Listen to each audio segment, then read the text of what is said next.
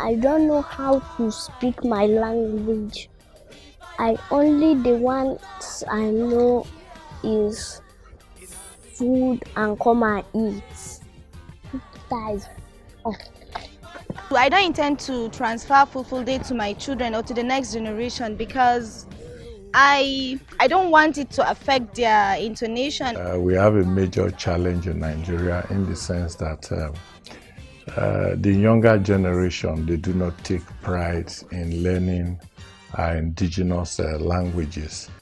We are so many groups in Nigeria, and because very often we run into other non-indigenous groups, we tend to extol English, but that's wrong.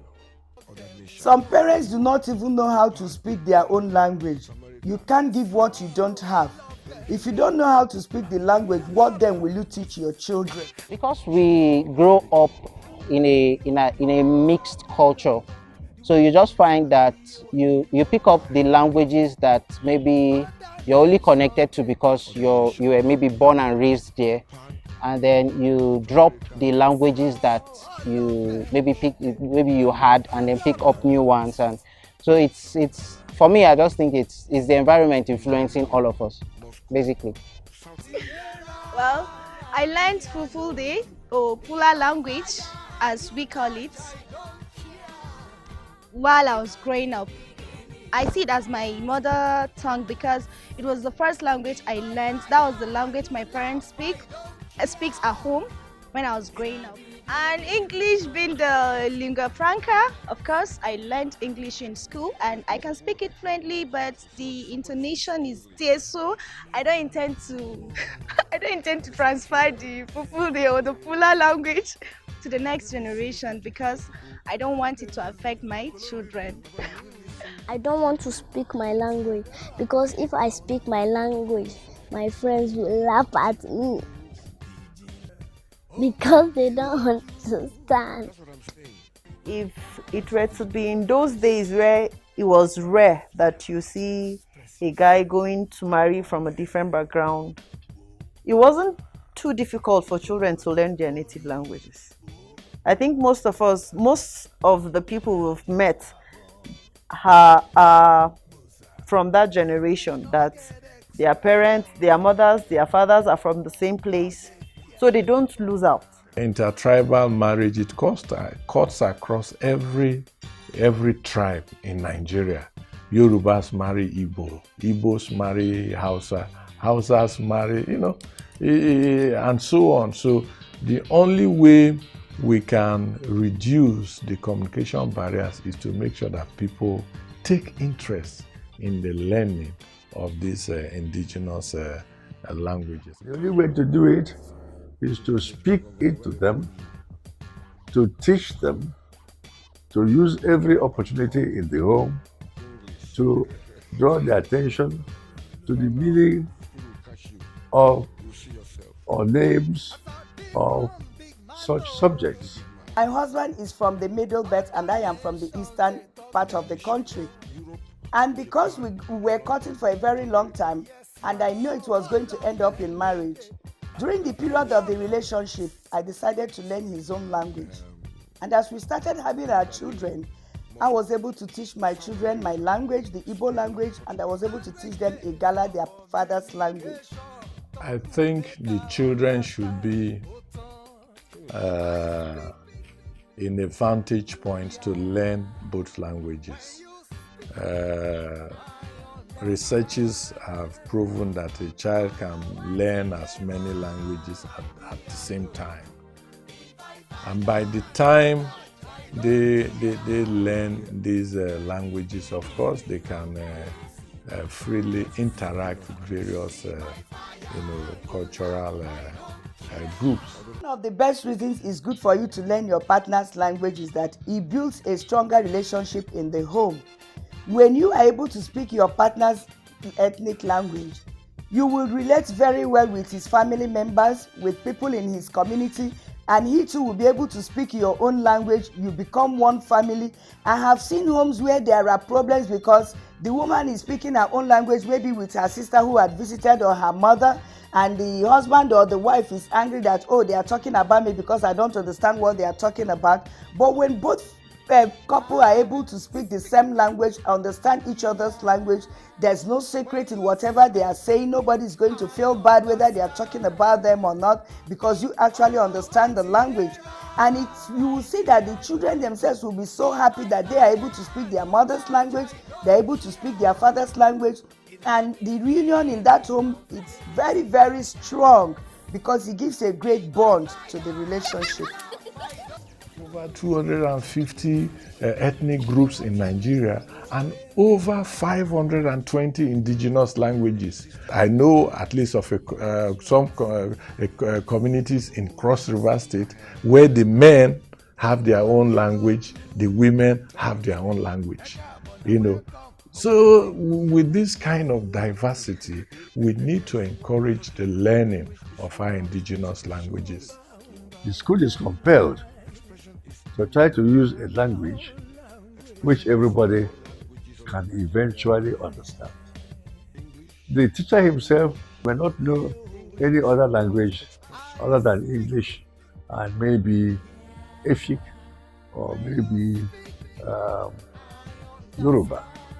If that is the case, there's no way he can communicate with his students apart from using the common language of English. So, part of the problem is not that of the parents, but of the society to which we belong. The national policy on education has various stipulations where children are expected to be taught in the indigenous languages, in the first 3 years, and of course going on before even talking about English. And of course, we have a situation whereby, especially in private schools, nobody wants to hear anything about indigenous languages. They say vernacular. In those days, when we were in school, if you spoke vernacular, you were punished.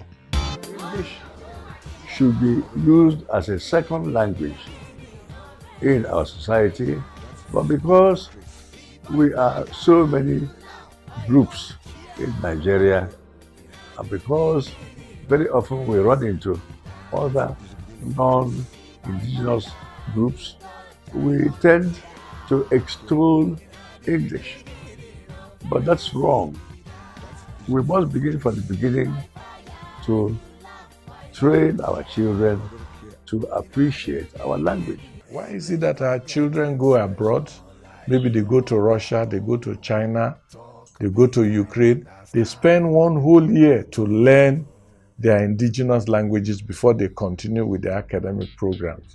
But people come to Nigeria, or our children gain admission in another, political zone, but they don't learn that very language. So I think these are things that we need to really examine to make sure that we take interest in the learning of our indigenous languages, our mother tongue, and of course, stretch it to a second language. And this is where the relevant authorities need to take the International Mother Language Day declared by UNESCO, which is February 21st, seriously, to make sure that the learning of our indigenous languages become a way of life, among our children. There are so many ethnic groups communicating with one another in pidgin English. They cannot start to learn the indigenous languages immediately, but they have something at hand. They combine Igbo and English and other things, which people understand. I think that this is the way the thing is going, and I don't think that it can be washed away quickly.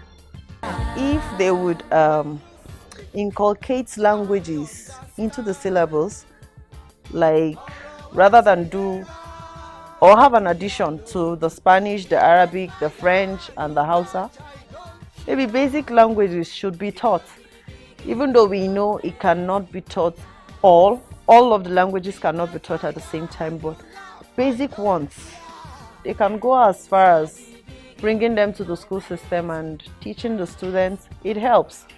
Then those languages that cannot be reached in schools can actually be taken up by their parents too.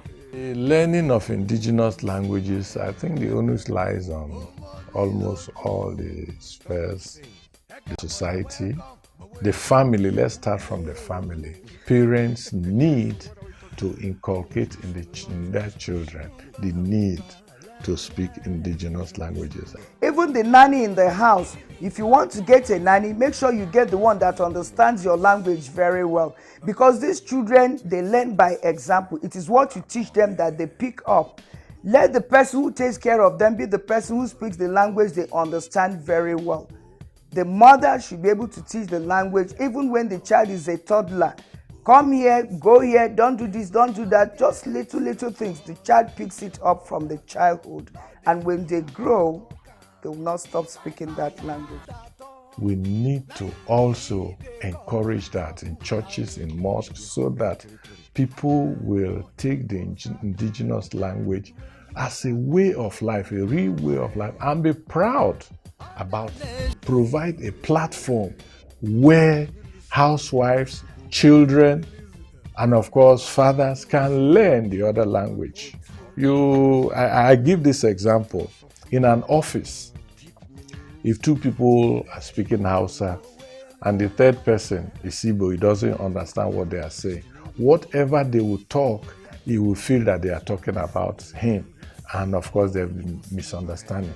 But it's if you have a situation whereby that person to understands what they are saying, that there will be mutual harmony. So the learning of our indigenous language will bring about unity in our own country, because you will understand the other person will understand you. So my prescription is that we should try as much as possible to learn another language. When you speak, I understand.